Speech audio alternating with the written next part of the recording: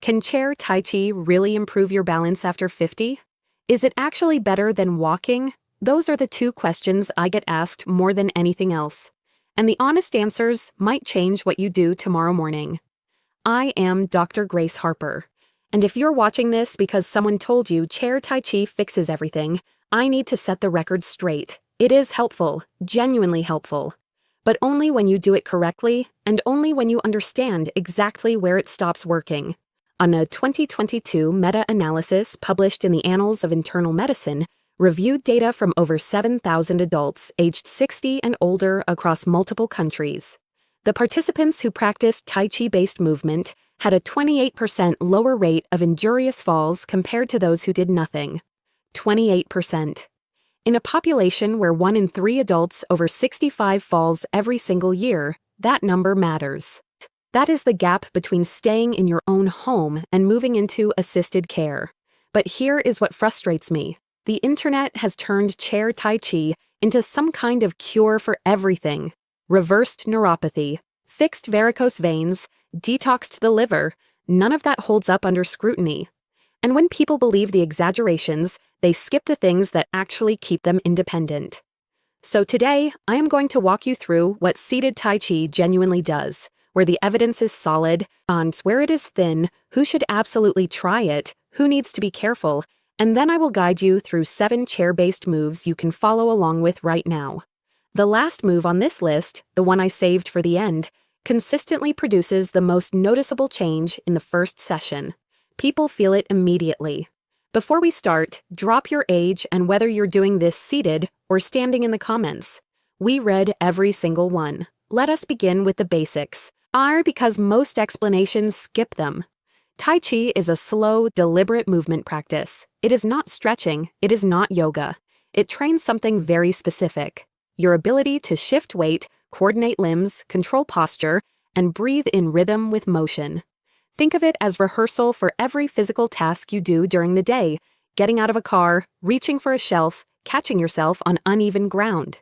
Chair Tai Chi, sometimes called seated Tai Chi or sitting Tai Chi, adapts those same patterns so people with joint pain, surgical recovery, weakness, or balance fear can still practice. You stay seated, your feet stay on the floor, your arms and torso do the work. Now, here is the expectation I want to set early. Chair Tai Chi is not a replacement for walking. It is not a substitute for leg strengthening. And if your doctor or physiotherapist has prescribed specific rehabilitation exercises, this does not override those. Think of it as a gateway, or a confidence builder, a way to move consistently when other options feel too risky or too painful. For a lot of people, that is exactly the entry point they need. So, what does the evidence actually support? Let me rank the benefits honestly. The strongest case for Tai Chi in older adults is fall prevention and balance. This is where the research is deepest. A 2021 Cochrane review, which is considered the gold standard for summarizing clinical evidence, has looked at 108 trials involving over 23,000 older adults. The conclusion was clear. Tai Chi probably reduces the rate of falls and may reduce the number of people experiencing falls. That word, probably, matters. It means the evidence is strong but not absolute. Tai Chi trains what researchers call anticipatory postural control. In plain language, your body learns to prepare for shifts in weight before they happen. In that anticipation is exactly what slows down with age and exactly what Tai Chi rebuilds. The second strongest benefit is blood pressure. A 2020 systematic review in the Journal of Hypertension pooled results from over 3,000 participants with high blood pressure. On average, those practicing Tai Chi saw systolic readings drop by about 9 points and diastolic by about 5. That is meaningful. But context matters. Those improvements came from programs lasting at least 12 weeks with regular sessions. They did not appear overnight. And Tai Chi did not replace medication in any of those trials. It was an add-on. If you have high blood pressure, Tai Chi can be a useful tool in your kit. But it is a supplement, not a substitute. Third, and this one gets overlooked constantly, is mood and mental steadiness. A 2019 review in the journal Depression and Anxiety found that Tai Chi-based interventions were associated with significant reductions in depressive symptoms compared to control groups. The certainty of that evidence is moderate, not rock solid, but consistent across studies. For many seniors, especially those living alone or dealing with chronic pain, the biggest victory is not a lab number. It is having something calming and doable that they can show up to every day. So, consistency itself becomes medicine. The ritual of it, the slow breathing, the feeling of control over your own body, that combination does something that a pill alone often cannot. Fourth is seated coordination and control. This one is narrower but important for wheelchair users and people who spend most of their day sitting. As a small but well-designed study from 2020 in the Journal of Aging and Physical Activity tested seated Tai Chi in older adults with limited mobility over 8 weeks. Seated balance control and upper body coordination improved. But the sample sizes are still small, and the evidence is rated low. Promising, but not proven yet. I mention it because for the right person, this could be a significant quality of life improvement, even if the broader research has not caught up. Now here is the part most chair Tai Chi videos will not tell you. And this is why I made this video. First, chair Tai Chi can be too gentle to build leg strength. If your main struggle is standing up from a low seat, climbing stairs, or walking distances, seated movements alone will not generate enough load on your quadriceps and glutes to make a meaningful difference. It can sharpen coordination, it can improve awareness, but it does not reliably overload the muscles that keep you upright. As for that, you need resistance work. Second, some of the marketing around this is reckless. I have seen claims that chair Tai Chi reverses peripheral neuropathy, dissolves blood clots, and restores full circulation. These are not supported by clinical evidence. Movement in general supports blood flow, yes. The rhythmic breathing helps. But calling it a vascular cure is irresponsible, and it gives people false confidence to skip treatments that actually work. Third, and this is crucial, the evidence specifically for seated Tai Chi is thinner than the evidence for standing Tai Chi. Most of those large, well-designed trials I mentioned earlier, they studied participants who were standing. Seated adaptations are studied less, with smaller samples, and the certainty ratings are often low or very low. That does not mean it is useless. It means we should be honest about what we know and what we are still learning. Fourth, poor instruction creates real problems. I have seen seniors hunch their shoulders up to their ears during arm movements, clench their jaws, hold their breath. All of that creates neck tension, headaches, and sometimes shoulder impingement.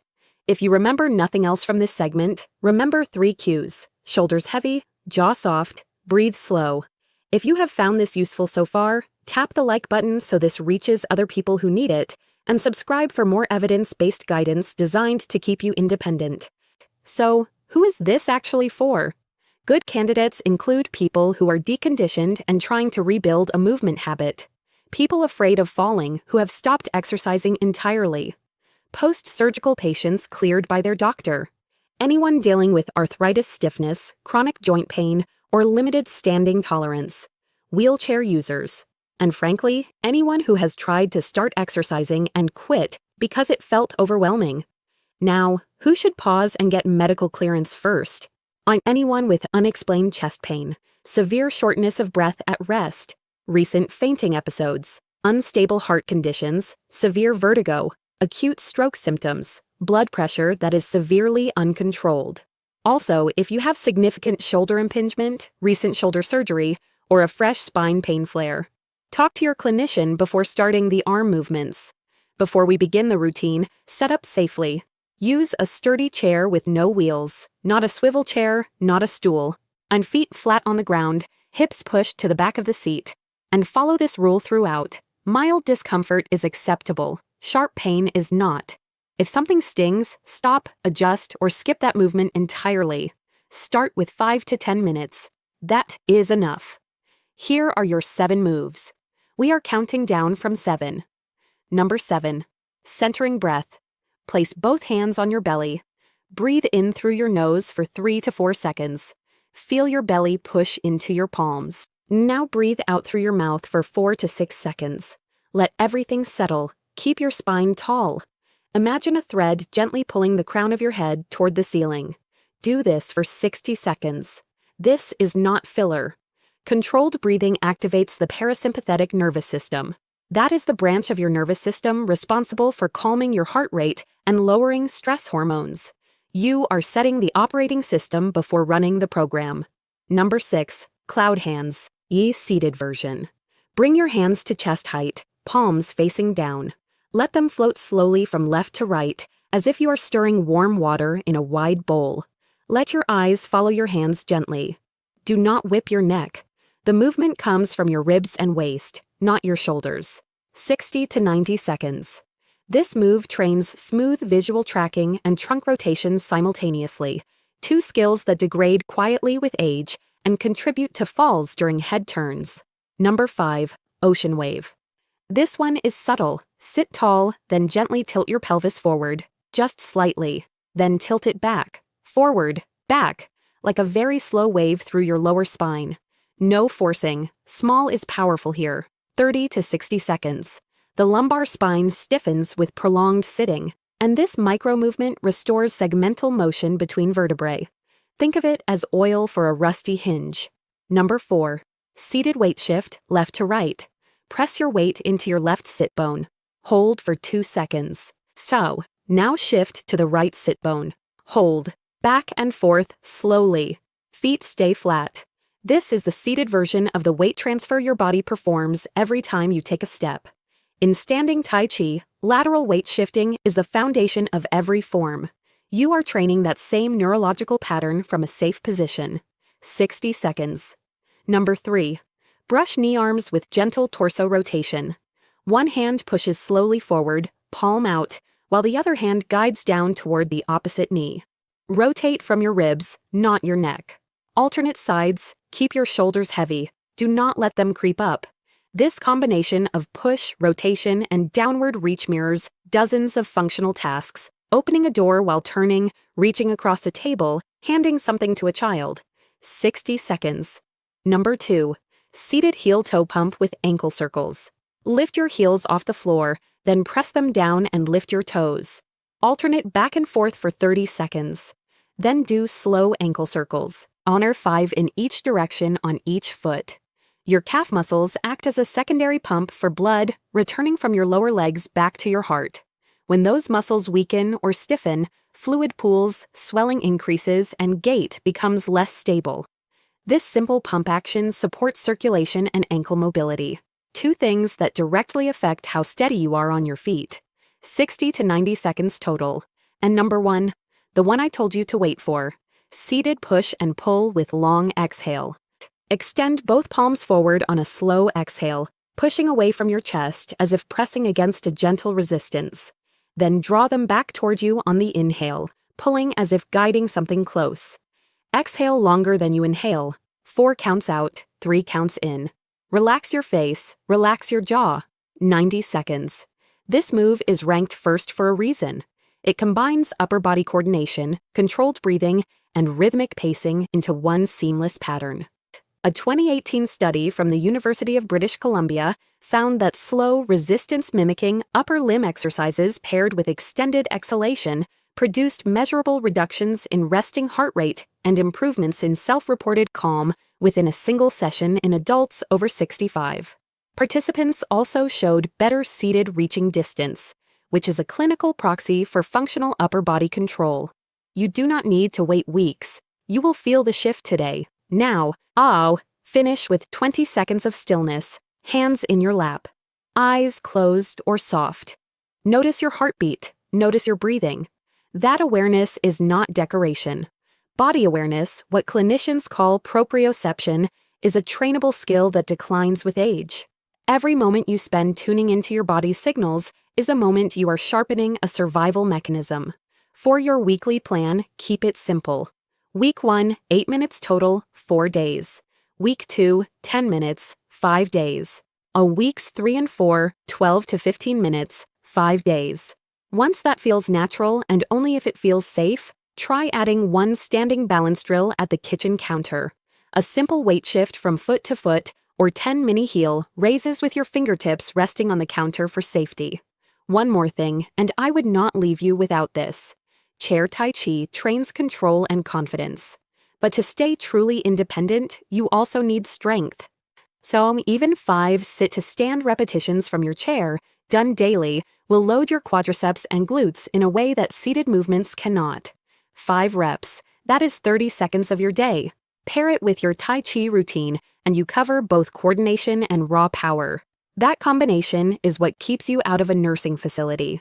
So remember, chair Tai Chi is not a miracle, and it is not a gimmick. It is a legitimate, evidence-backed movement practice with real benefits and real limitations.